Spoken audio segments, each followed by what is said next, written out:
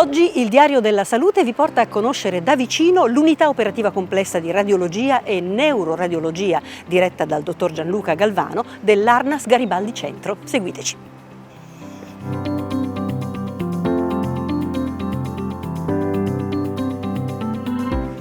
Buongiorno dottore Galvano, questo appunto è il suo reparto, moderno, molto ben attrezzato, nuovo ovviamente.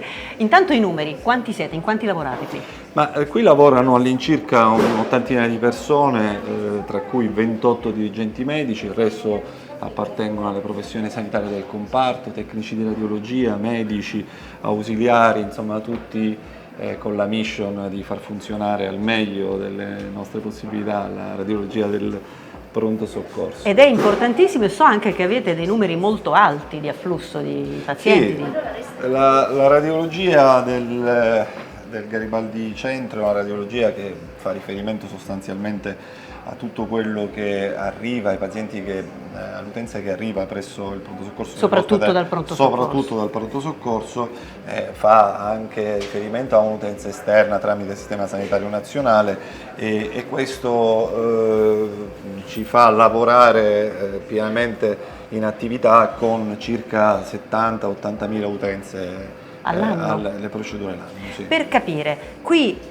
vengo se ho un braccio rotto, ma vengo anche se ho un ictus, un'ischemia? Qui sostanzialmente arrivano tutti i pazienti che hanno delle patologie in acuto che vanno diagnosticate e trattate, ovviamente se di pertinenza di pronto soccorso, ma non solo, e quindi sì, dal braccio rotto alla colica addominale, al paziente che invece deve fare anche una attività diagnostica finalizzata a un intervento chirurgico e perché no anche per patologie gravi come l'ictus ischemico, emorragie di altra natura che possono capitare a me in urgenza. Quante sale appunto avete di diagnostica? Le sale di diagnostica sono qui in pronto soccorso sono parecchie, perché abbiamo 2 TAC, poi abbiamo una sala ibrida, abbiamo una risonanza magnetica, 2 sale di ecografia e 3 apparecchi di diagnostica tradizionale. Fra poco vedremo la sala ibrida che è un vostro fiore all'occhiello, Sì, spiegheremo anche perché nostri,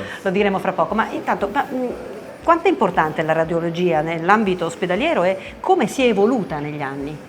La radiologia tra le branche mediche sicuramente tra quelle più giovani, perché sostanzialmente si è evoluta anche in relazione all'evoluzione della fisica, della tecnologia. Tutti sappiamo anche nella nostra vita quotidiana come la tecnologia ha cambiato sostanzialmente le nostre vite e ha cambiato sostanzialmente anche il ruolo della radiologia. Siamo passati da una radiologia che nel passato utilizzava semplicemente le radiazioni ionizzanti a una radiologia invece che fa tanto altro, TAC, risonanza magnetica, ecografia, angiografia e poi come vedremo fa anche radiologia interventistica, neuroradiologia interventistica, quindi il radiologo è passato dall'essere esclusivamente un medico che si occupava di una diagnosi spesso complementare a quella medica e all'intervento clinico chirurgico a diventare di fatto un interventista e quindi fa diagnosi e trattamento delle varie patologie più disparate. Dottore Galvano, possiamo dire che qui al Garibaldi Centro siete un punto di riferimento importante per tutta la provincia e non solo?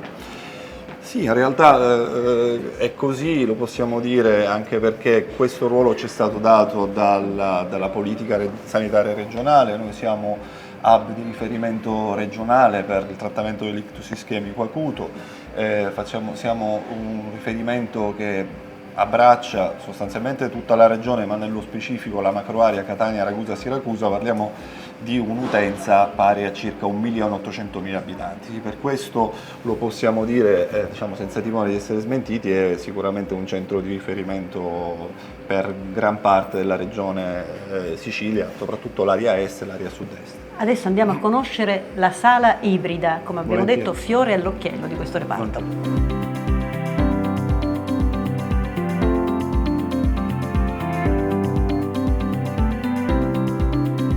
E qui siamo all'interno di quella che voi chiamate, che si chiama sala ibrida. Perché, dottore Galvano? Sala ibrida perché di fatto combina l'attività di due sale che normalmente non lavorano nello stesso ambiente, vale a dire una TAC, che è questo strumento che vediamo alle nostre spalle, e un angiografo, che è questo arco che invece è alla nostra sinistra. Ripeto, normalmente questo non accade. Qual è il beneficio di averli tutti nello stesso luogo? Il beneficio è quello di ridurre il tempo. Ridurre il tempo, che per patologie tempodipendenti come l'ictus ischemico diventa un target assolutamente necessario per dare vita a quel paziente che rischia sostanzialmente la vita, o far recuperare quel deficit neurologico grave che è accaduto in occasione proprio di un ictus. Faccio una breve parentesi: cos'è l'ictus? È un deficit neurologico grave acuto che interessa un paziente in seguito a un problema vascolare intracranico, che può essere di natura ischemica legato all'occlusione di un vaso intracranico, o emorragica legato proprio alla rottura di questo vaso. Quindi facciamo l'esempio: il paziente con ictus arriva qui, si fa prima la TAC. Esatto, fa prima la TAC, noi facciamo una diagnosi completa, è una diagnosi anche abbastanza articolata, perché il paziente fa una TAC, un angioTAC, una tecnica di perfusione avanzata, se il caso può fare anche una risonanza magnetica, ma nel caso in cui ci siano le indicazioni per intervenire, il paziente qui che lo fa esattamente sempre qui, perché questa macchina di fatto si sposta su binari, va avanti e indietro, viene comandata meccanicamente, interviene l'angiografo sullo stesso lettino. Contestualmente il paziente, se c'è indicazione, può fare sempre sullo stesso lettino una procedura che si chiama trombolisi, appannaggio invece dei colleghi neurologi, ma la fanno sempre qui in questa sala, con la somministrazione di un farmaco che ha lo scopo di sciogliere questo grumo di sangue che è andato a occludere il vaso. Questo perché dicevamo il fattore tempo è importantissimo. Assolutamente. Noi diciamo sempre time is brain, cioè il tempo è cervello. Se noi riusciamo a intervenire il prima possibile, diamo la possibilità al paziente che ahimè è stato colpito da un ictus ischemico di poter recuperare, ed è un recupero che fa bene al paziente, ovviamente fa bene al suo tessuto sociale, quindi al microcosmo sociale che è la famiglia, ma perché non fa bene anche alla sanità pubblica. Capite bene, è un paziente che rimane fortemente invalidato da un ictus ischemico, ha un peso per la sanità veramente importante. Noi con le nostre tecniche di trombectomia, di neuroradiologia interventistica, abbiamo la possibilità di individuare il trombo, la sede del trombo, raggiungerlo con strumenti miniaturizzati, catturarlo e tirarlo fuori e liberare sostanzialmente il vaso. Ogni minuto che si recupera significa funzionalità che non si perdono? Ogni minuto esattamente significa funzionalità che non si perde e che può, diciamo, restituire, che possiamo restituire al paziente. Il minuto è importante, i secondi sono importanti. Per ogni minuto che trascorre il paziente con l'ictus perderà in maniera irreversibile 2 milioni di neuroni, 14 miliardi di sinapsi, e quindi veramente sarebbe un disastro.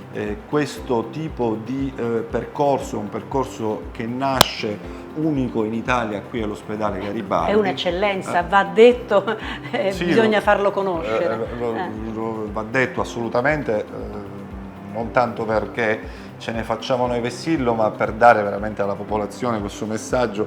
All'ospedale Garibaldi è possibile trattare l'ictus ischemico nel minor tempo possibile, oserei dire veramente. Quindi una sala come questa, che racchiude appunto queste funzionalità tutte insieme, esiste solo qui? Esiste solo qui in Italia, o meglio, ne sono nate delle altre recentemente negli ultimi mesi, ma la prima in Italia è nata qui intorno al mese di giugno-luglio del 2023, quindi siamo i primi, abbiamo anche una certa esperienza che possiamo vantare anche in relazione, diciamo, all'essere stati i primi ad averla ottimizzato. E non è soltanto l'apparecchio che fa il percorso, è tutta un'attività che riguarda anche la presenza del neuroradiologo H24 in struttura, non c'è la reperibilità, la presenza di un percorso che parte dal pronto soccorso e arriva a destinazione, avendo, diciamo, andato a limare tutti gli ostacoli che facevano perdere quei famosi secondi che sono.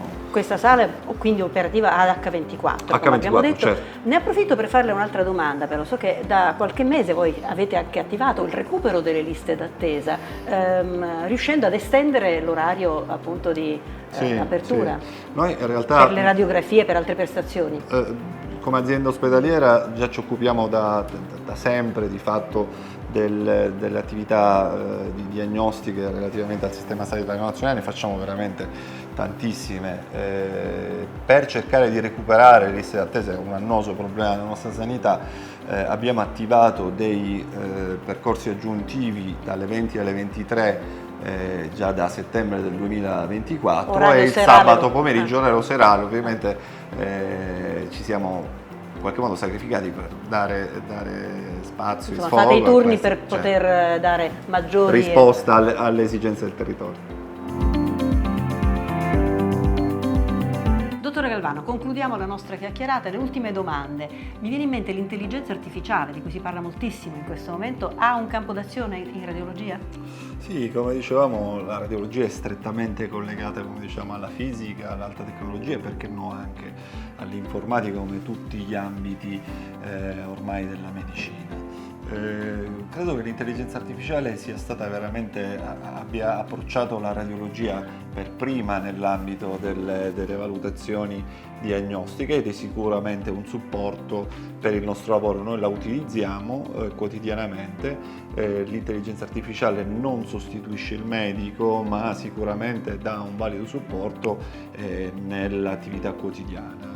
Il medico può anche essere oberato, anche a volte stanco, per fortuna i software. In che modo aiuta? Aiuta nella possibilità di velocizzare il percorso diagnostico, questo accade praticamente ormai in tutti i settori, parlavamo di ictus prima, anche lì ci sono dei software di intelligenza artificiale Cioè, che può mettere a paragone migliaia simili. migliaia di casi simili, ovviamente un tool di intelligenza artificiale è in grado di estrapolare una diagnosi ripeto, non in maniera autonoma ma sempre con l'ausilio del medico, anche in relazione al fatto che ha imparato a riconoscere quella lesione sulla base di un database di centinaia di migliaia di pazienti. Quindi è già un presente, ma questo anticipa un po' la mia ultima domanda di prammatica. Come vede il futuro del suo reparto? Ma il futuro del nostro reparto, diciamo, già viviamo una condizione veramente di grande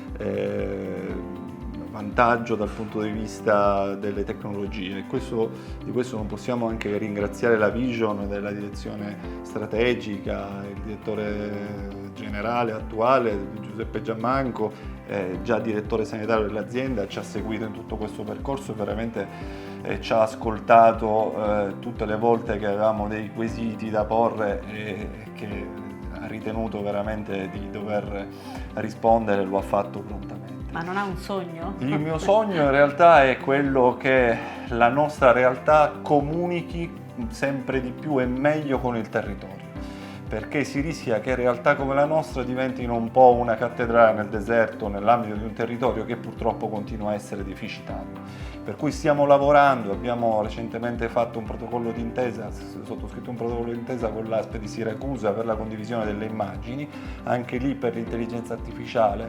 Lo abbiamo fatto, è quasi ormai pronto alla firma analogamente con il Policlinico San Marco e lo faremo, spero, anche con l'ASP di Catania. Quindi un'azienda come la nostra, che è di rilievo nazionale di alta specializzazione, deve essere sempre più al servizio del territorio e questo la telemedicina, la medicina, l'intelligenza artificiale e sicuramente anche altre, la radiomica, possono contribuire per ottimizzare il percorso per i nostri pazienti. La lasciamo al suo lavoro, le auguriamo buon lavoro. Grazie a voi.